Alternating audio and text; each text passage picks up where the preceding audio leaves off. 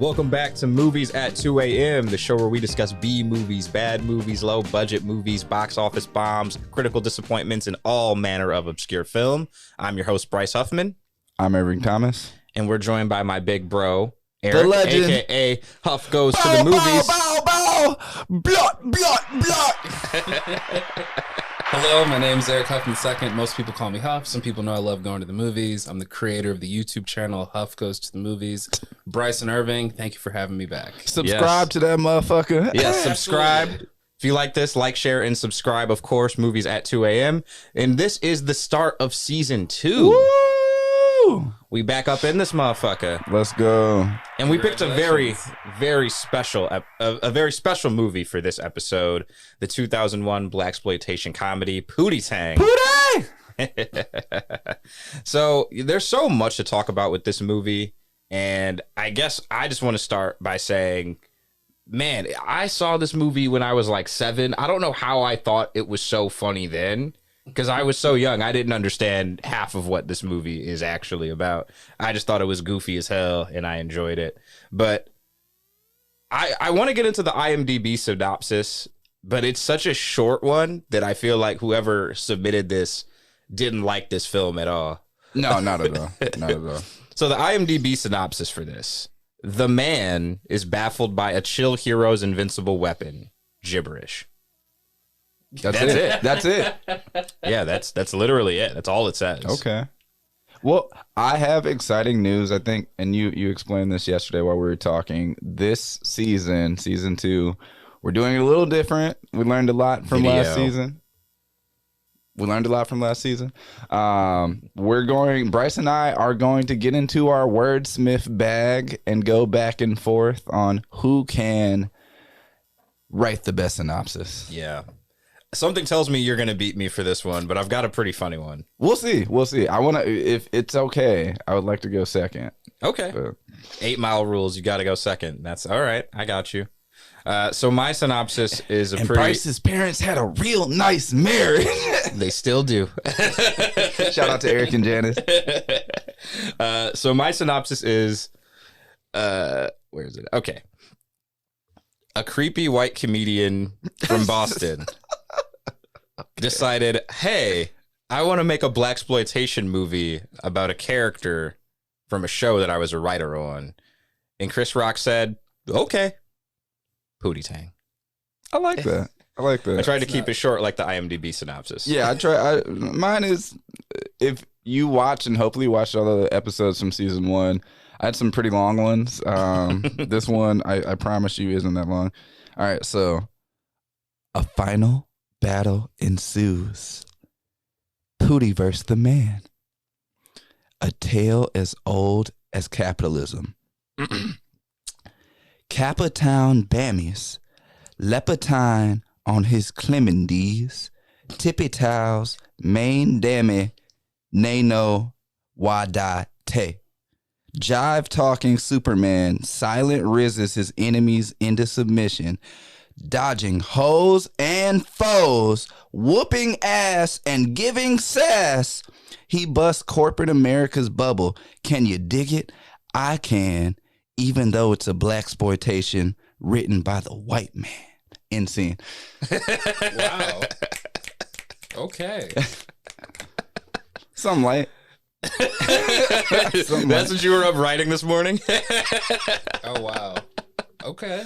So as we said, this movie was written and directed by none other than Louis C.K., which made rewatching this for the second time in the last maybe 8 or 9 months. It makes rewatching this movie funnier every single time.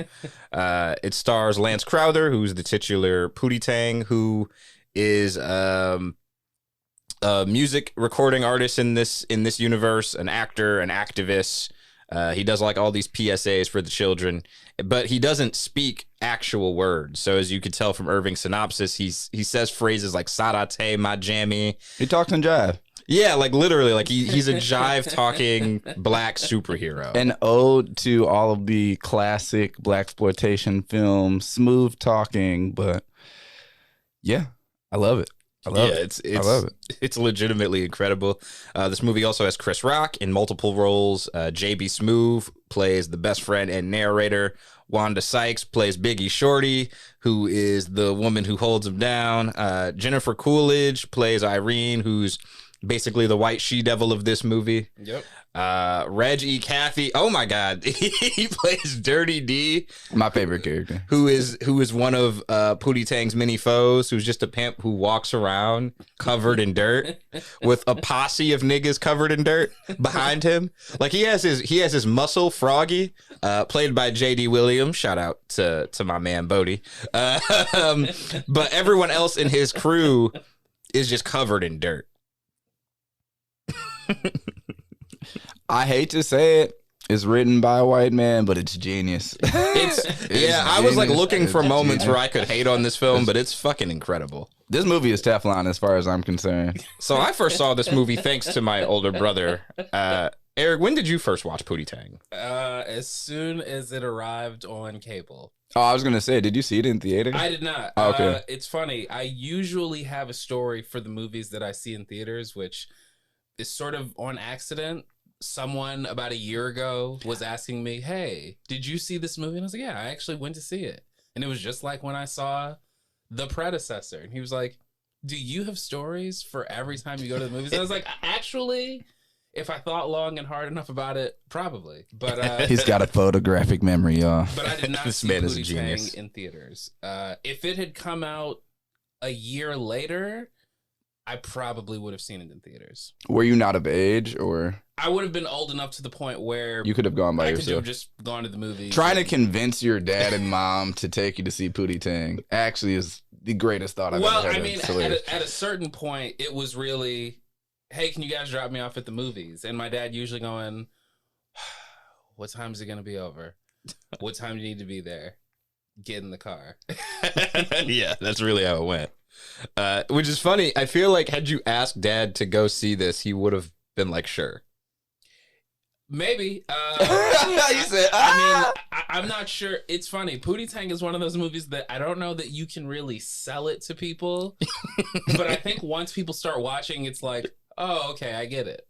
What is it? It's a Chris Rock movie, Dad. and I can speak from experience. I'm pretty sure I have introduced this movie to upwards of 30 people at this point, between like when I first saw it, meeting my friend of like big movie geeks in high school, and then going on to college. Like I can say this for a fact, but I will not speak her name.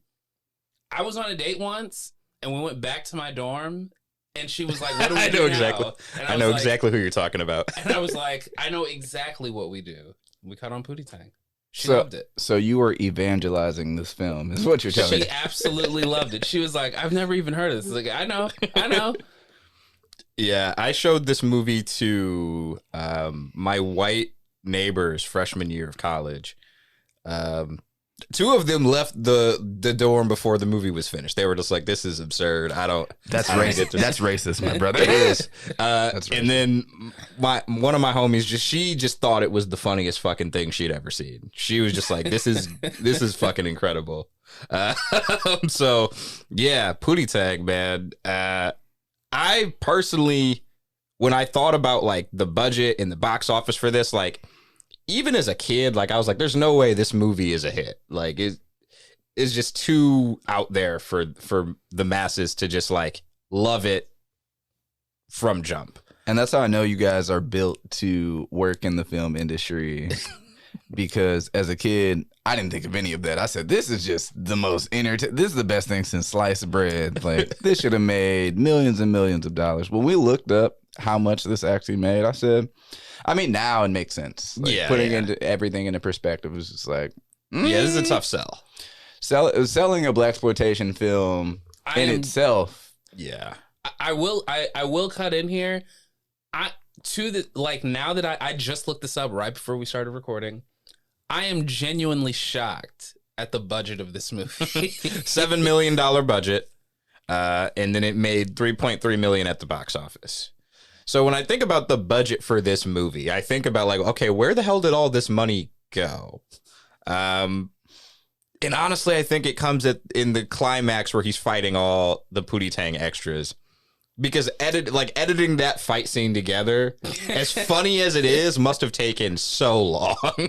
I think the money went elsewhere, but I can't say on the podcast where it went. Okay, so yeah, you can. No, I can't. I really can't. I really can't. I think the money went to locations and cameos. Yeah, there are a lot of cameos. I was gonna say NDAs, but hey. There's there's a chance. Yeah, I feel like the budget mostly went to the various locations, which now that I'm thinking back on like where this like the different places they shot this movie, I'm like, how did y'all get the approval to do this? But yeah, but the cameos especially how the movie opens, it's like, wow, you guys really did that. Yeah, so interestingly, when I watched this and I always am reminded that it's a frame story when I start watching it. It always reminds me of CB4, how it starts with like the fake documentary. It starts with Pootie Tang being interviewed about a new film that he's releasing called Sign Yo Pity on the Running Kind. And the actual story of the film is just a clip that he's showing in the interview. Hilarious shit, man. Hilarious shit. Teflon. I mean, the movie is untouchable. Can we talk about some of the cameos that? Oh yeah, go ahead. In the film. Why? I know you wrote down a few people, but like, who are your favorite cameos? If you want to. So my favorite cameo is Missy Elliott, because I literally always forget she's in the movie until she comes on screen, and it always just like. It's like being a little kid again. It's like the treat, like, holy shit, that's Missy Elliott. And she's singing very well. Like, to me, that scene is just so fucking funny. What are you rating her and Pootie Tang's collab? Oh, that shit was straight fire. Okay. That shit would have burned down every studio in 01. Okay. If they had performed on like the New Year's Eve show or whatever, and I guess I can't make this joke because this is 2001 New York, but the city would have been ablaze. Ooh, it's getting dicey at 9 a.m, y'all. Woo. He said, "Wake the people up!" Wow. Season 2 is full of surprises, everyone. Okay.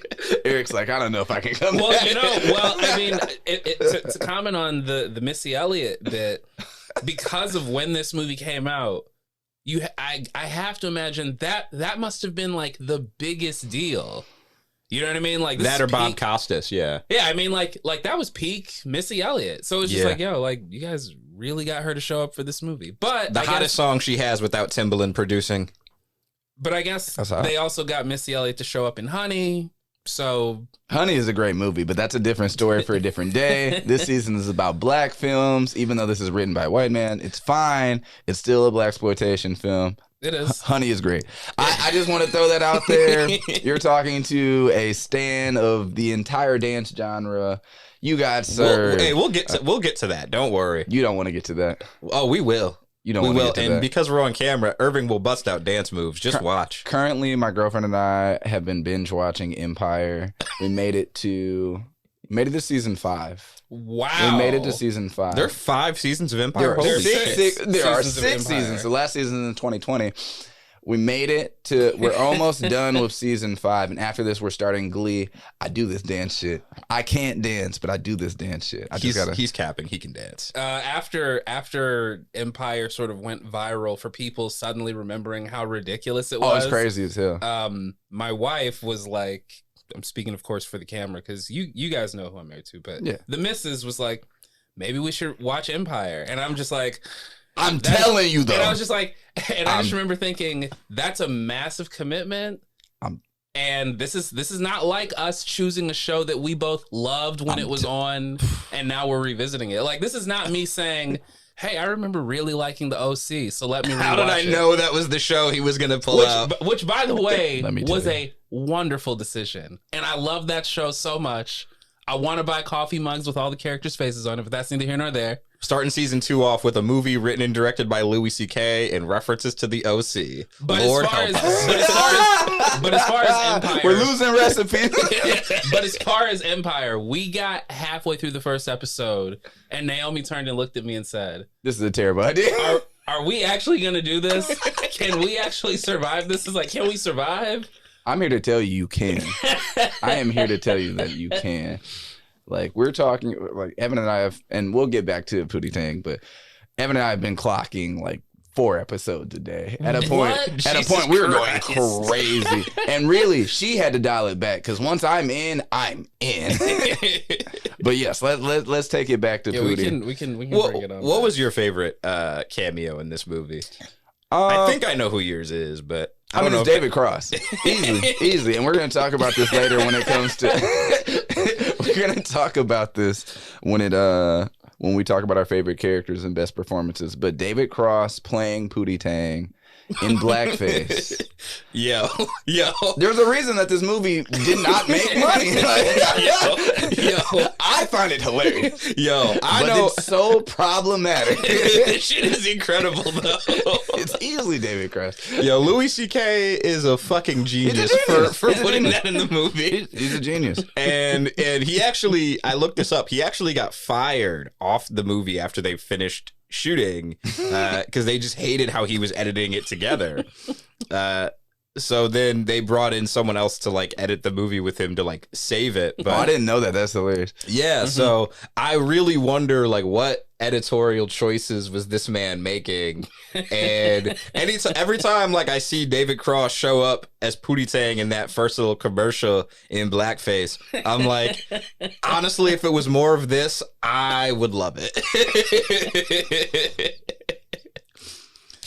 Starting off a season about black movies with a film where David Cross wears blackface. It's okay. It's okay. So goddamn funny though. It's okay because the season's only gonna get bigger and blacker. Not to compare to we're in the Chris Rock topic, but it's gonna get bigger and blacker. It's a black ass season.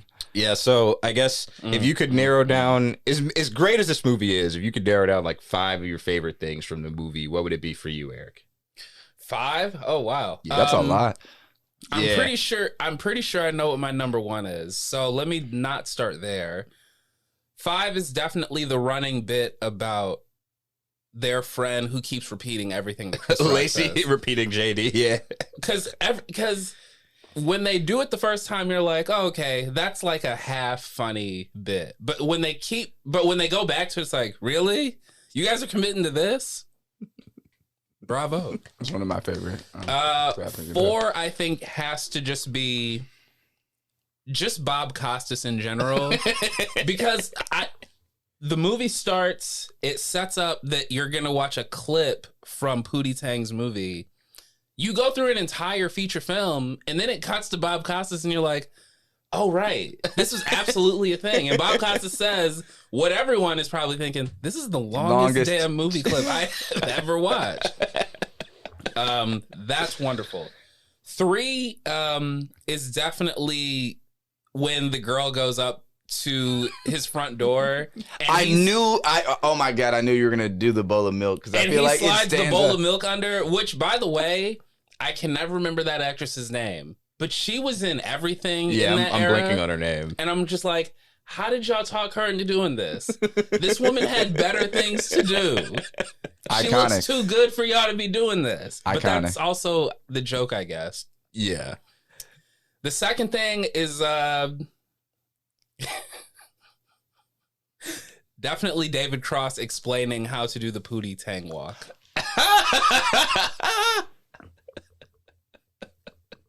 And number 1, I know this is not the one that comes up all the time, but number 1 is rejuvenate. Yo. He was juvenated, lost it, and got it again. And rejuvenate. And they cut to the word rejuvenate. That's doing comedy the right way. That's actually my pick for best line in the movie. We'll get to that later, but Irving, your top 5. My top 5, I gotta go with David Cross again. Pootie Tang recording his hit single, and it's just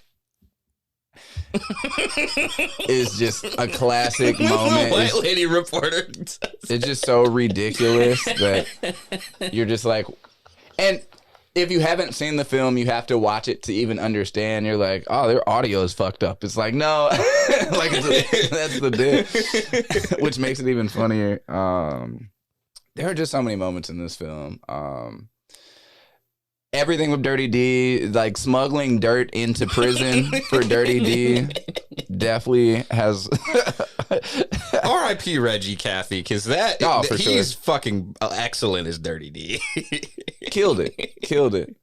The beginning scene when they introduce Dirty D and they're doing the drug deal and they're like, how do I know those drugs are good? And he's like, let's test them out. Hey, kid. The dumb kid. I wish they brought the kid back for another scene, but he was like strung out. Oh, Jesus, we're getting dark today. And then I'd have to go with Eric. I'd have to agree with Eric. Just their friend repeating everything. Because I feel like every friend has a friend in their like friend group, their close friend group that just that's their role. It's just like, I'm just gonna repeat what you say, and everybody's just like, "What's wrong with you?" It's funny because the other day we came here to talk to JG, and you literally referenced that. I forget what I repeated that you said. Oh yeah, I did. But yeah, you definitely referenced that. If I had to pick 5, Wanda Sykes dancing as Biggie Shorty. Every time like they cut to her just like dancing outside, I don't know why, but that shit gets me, bro. Reggie Cathy is Dirty D. He's so fucking funny with his impossibly deep voice. I love that the intro like theme or whatever is just so 2001 in the best fucking way. The driving Dirty D through the car wash, that scene where he comes out in the all-white coat. Louis C.K. is a genius for that. And then, so just so I don't repeat what you all said, the motherfucking, the fact that his dad got killed by a gorilla and then came back dressed as corn. I definitely would have added the gorilla scene. The fact that Chris Rock was able to keep a straight face through that scene, he should have gotten an Oscar. Like, I don't care what anyone says. This was 01, so I'm sure it was some Daniel Day-Lewis movie that got Best Actor or whatever, but I don't think I've ever seen Daniel Day-Lewis pull off some shit like that. I've never seen Leonardo DiCaprio pull off some shit like that. They would have wasted half the budget trying to just if I was Chris Rock trying to shoot that scene. They'd be like, we lost money in the box office because this motherfucker can't stop laughing. Like, this is just too ridiculous. No, bro, like, you've shot stuff with me before, so you know if it was me trying to shoot that. Oh, no, you got fired. You got fired. They would have had to recast me. They would have had to recast me, bro. But it's a fantastic movie. It's so enjoyable. If this is a new movie, a lot of people, I would say, growing up in Detroit, like at least within our circles, have already seen the film. Where this is more so to convince you to go revisit the film. But I really want people that haven't seen the film to check it out. And don't look at the reviews. The reviews are very misleading. This is a great film. Yeah. Speaking of the reviews, can you read off some of the reviews? I think Roger Ebert, I forget what his review. He slaughtered this movie. He reviewed it. Yeah. Oh, yeah. Jesus. Oh. Yeah. He was. Hey, bro. He was a hater before you and Tay were able to spell the word hater. That's not true. I mean, quite literally, he's been reviewing films for a long time. I mean, the universe knew that I was going to be born one day, and it knew. I mean, Roger Ebert's like. My favorite review of his is the one for North, where he just says, I hated this film. I hated everything about it. I hated the conceit that someone would ever enjoy it. Like, he has a whole paragraph where he just talks about the things he hates in the movie. Yeah. That's the review. Yeah, and I know he was not a fan of this movie, but... Not at all. I mean, I think... And I've said this on the show, all throughout season 1 I said this. For a lot of people who hate movies that are like dumb, it's like you just don't get the humor, and that's on you, because anyone who saw this movie and hated it and didn't have a fun time with it, like you're a joyless, soulless person. You have to be. Because it's so funny. You do realize that in our immediate family, our mother is the only person who does not find any enjoyment in this film. Oh my God, you're so right. Not you hating on your mom. we would literally be watching the movie, me, you, Kristen, and Dad, laughing our asses off, and Mom would just be like, "I don't get it." The writing is on the wall. She really doesn't like it, and I don't know. I mean, I will say, comedy might be the only genre where you can essentially break so many conventions of storytelling, and as long as you get a laugh out of people, it's okay. I'm not going to voice my unpopular opinion about comedy classics that I don't think are all that good as movies, but like I will. Caddyshack is ass. Oh wow. Well, okay. But yeah, like comedy is one of those things where like as long as you can get the laugh out of people, people are usually willing to forgive whatever shortcomings there are. Though I will say, I think Pootie Tang works as a story. It works as an amazing story.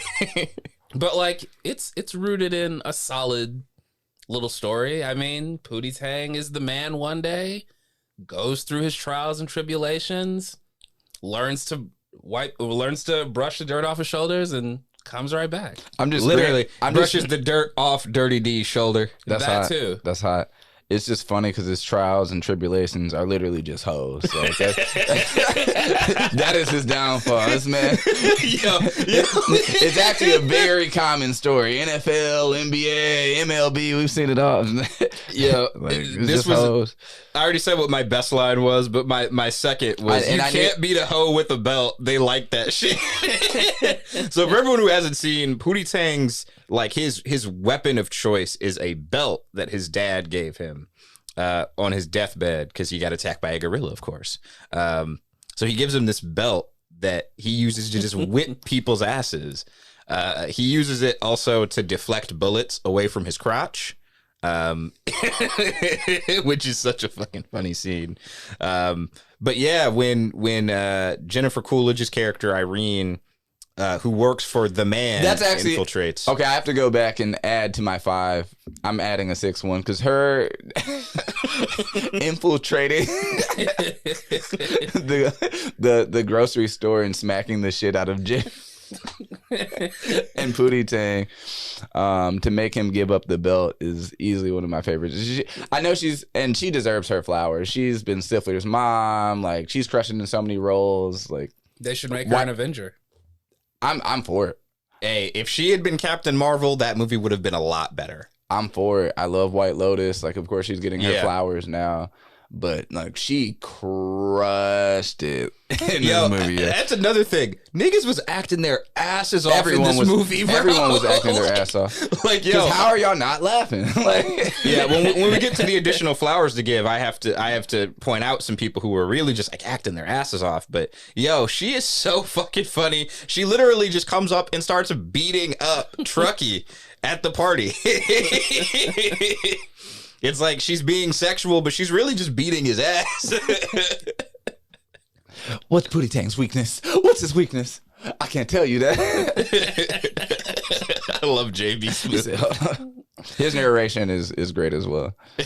Yeah, so like let's get into our awards for the episode. We actually didn't do reviews. Oh, well, if you have them, read them. Yeah. There are a lot of bad ones. It seems as if this is Luke Y. Thompson from New Times. And most of these are from 2001. So okay, perfect. They're like, this shit bombed. We're about to add fuel to the fire. It seems as if the studio thought they had a black Austin Powers, while in fact what they have is more like a black dude, where's my car? That was a review. I was like, that is a fucking great review. I love dudes where exactly right. Like, that movie is excellent. Yeah, that's a compliment. Steven Simmels from TV Guide, good for a couple well-earned laughs, but ultimately overstays its welcome.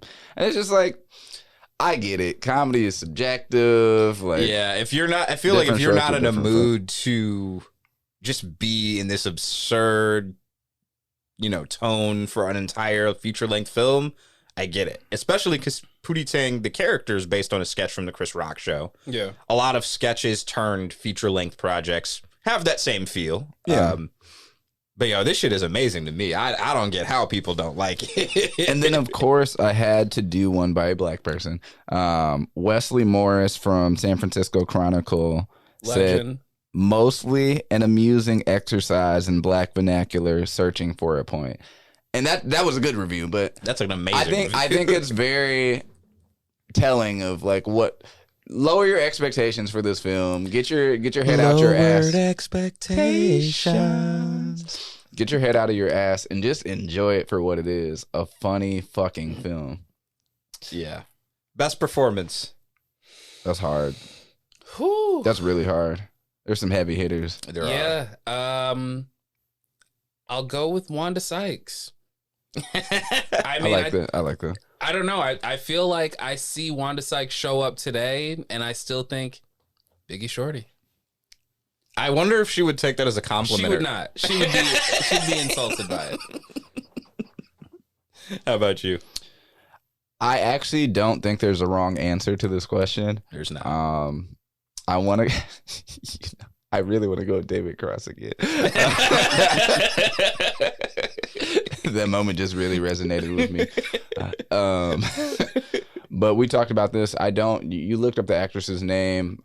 So part in the beginning, like Pootie Tang is a ladies' man, like we said, his trials and tribulations are hoes. That was his downfall. When they introduce him, and it's his backstory to Chris Rock raising him, teaching him about the belt, and teaching him about being a role model and a good person. They also kind of have this montage of him being like this ladies' man, like heartbreak kid. And there's a grown ass woman in what looks like a New York stoop or apartment throwing a tricycle and a bunch of miscellaneous kids' toys out of a window. And then it pans to Pootie Tang leaving and walking away. She's like, no, Pootie, you can't do this. The actress's name is Robin Montague. Shout out to you, because I think you are my favorite character out of the film, like best performance, because how you deliver such a performance, like acting is weird to me. Like when you actually break down a scene and you understand that people actually have to like. It's one thing to, from a viewer's standpoint, to like watch something, but to think people actually have to perform, you're just like, wow, like this shit is so ludicrous and crazy. Like I couldn't deliver this. So like for her to stay in character and deliver such a strong performance, like she might be my favorite. Yeah, Robin Montague or Dirty D. Yeah, so for me it's definitely Reggie Cathy is Dirty Lee. Dirty D, my bad. So wait a second. I cannot speak for some reason, but Dirty D, and he wins the award because it's close between him and Pootie Tang himself, just because like Lance Crowther's just like not saying real words. He crushed for an entire goddamn movie, it. Which is. I can just imagine like Louis C.K. like directing him before scenes. But I feel like I understand him. That's the right. Like that's great part acting. Part of the conceit is that he speaks in jive, but everyone always understands what he means to say. So it was really close between those two. But the reason Dirty D gets it, there's a scene where they have like a Mexican style standoff where they keep getting closer. Yes. And then eventually like they're standing like right in front of each other with their arms around. And then the next shot is Dirty D, like them standing like with their backs towards each other. And he's like looking confused. And that brief second of him looking confused is just so goddamn funny to me.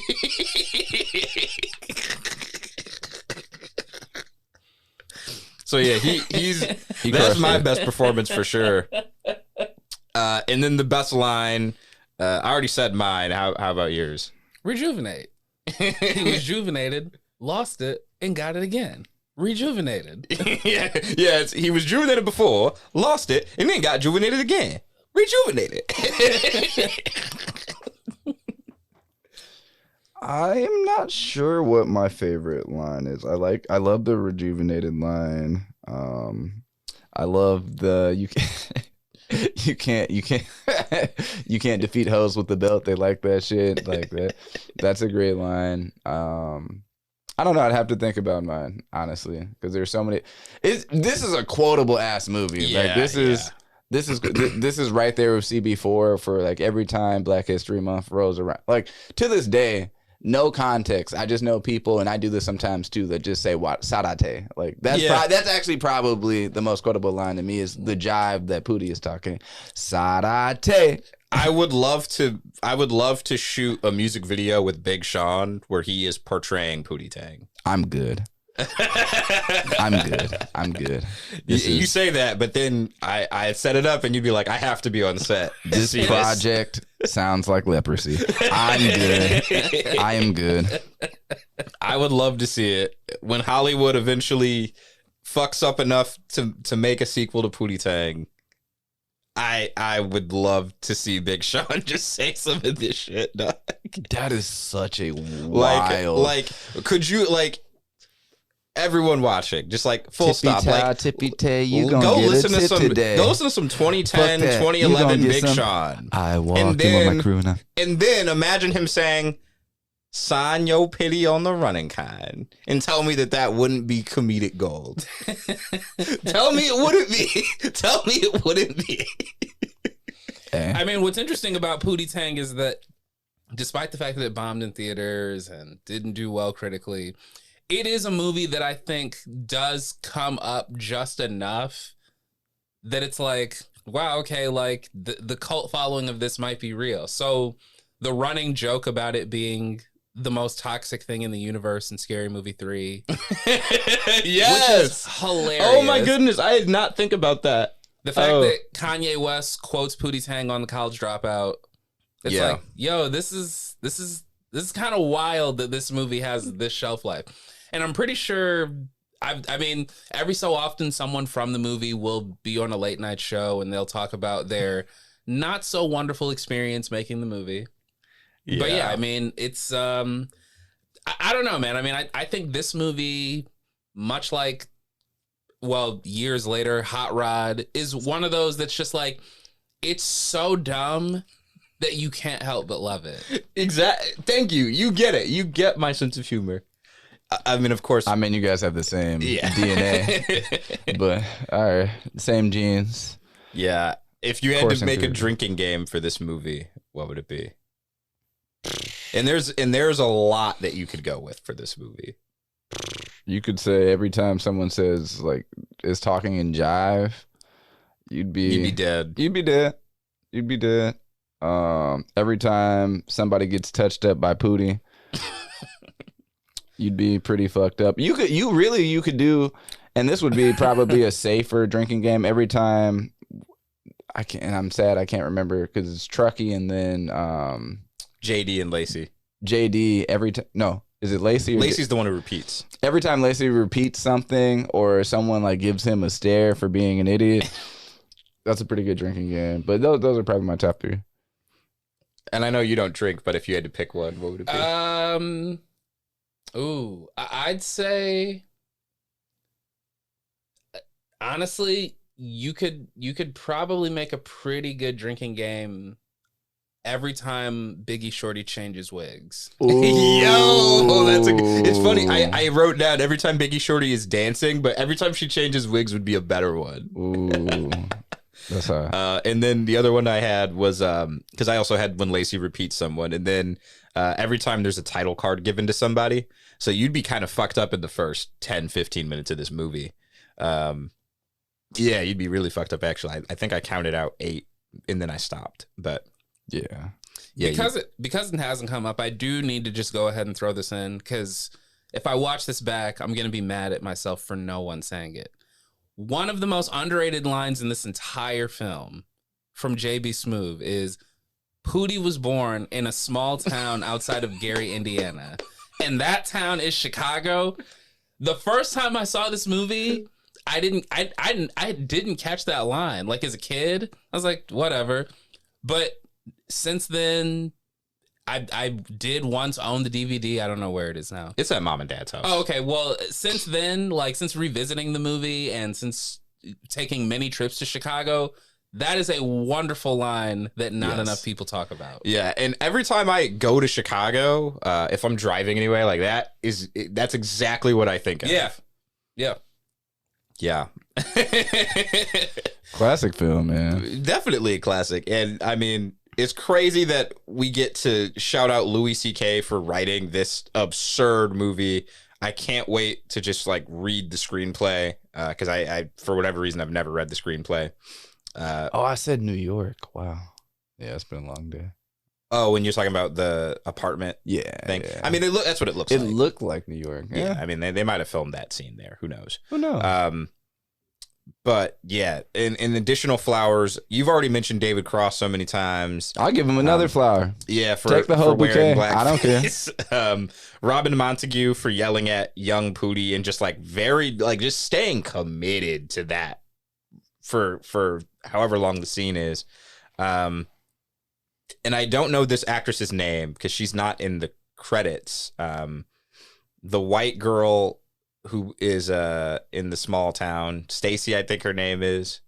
Oh, yeah. The very pie. Midwestern. Yeah, the one who she actually looks like a woman who taught me and Irving Spanish back in the day. Okay. Wow. Yeah. I'm pretty sure I know who you're talking about. Yeah. You were at her long when she was there. I'm giving another shout out, actually. I'm giving flowers to the little Asian boy that was listening to, and his dad was like, cut that shit off, turn that shit down. Yeah. Everyone was in their bag in this I movie. mean, Robert Vaughn is in the Robert Vaughn is the plays villain. Dick Lecter. The villain's name is Dick Lecter. you just Lecter Court.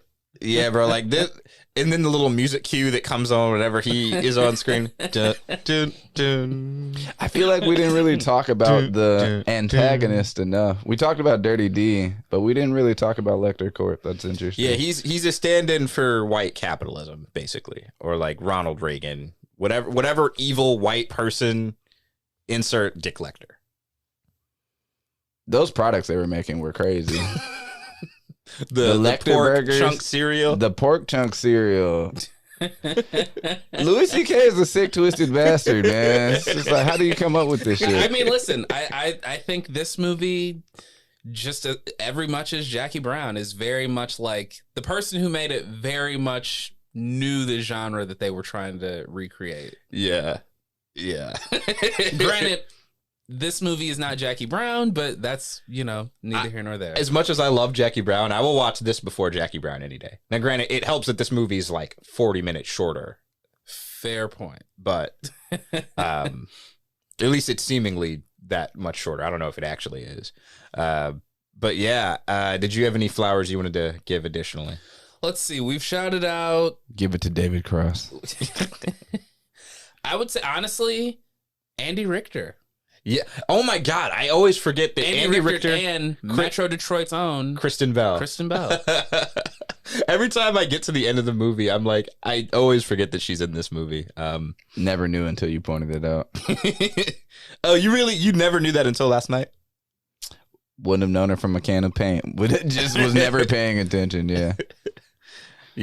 Yeah. This movie is amazing. And that does it for this episode. But stick around the whole season. We're being blackety black, y'all. Starting in the blackest month of the year. Of course, and extending all the way until like May or June or however long we mapped out the season. Yeah, we got some good ones coming up. Meteor Man, Blank Man, Major Pain, I'm Gonna Get You, Sucker, Vampire in Brooklyn. So a lot of movies that lost money. Right, you are. But, for movies at 2 a.m., I'm Bryce. I'm Irving. I'm Eric. Follow me at Huff Goes to the Movies. Yes, subscribe, bitches. I'm Rick J. He went full-fledged. Yeah, and we will see you next week. All right.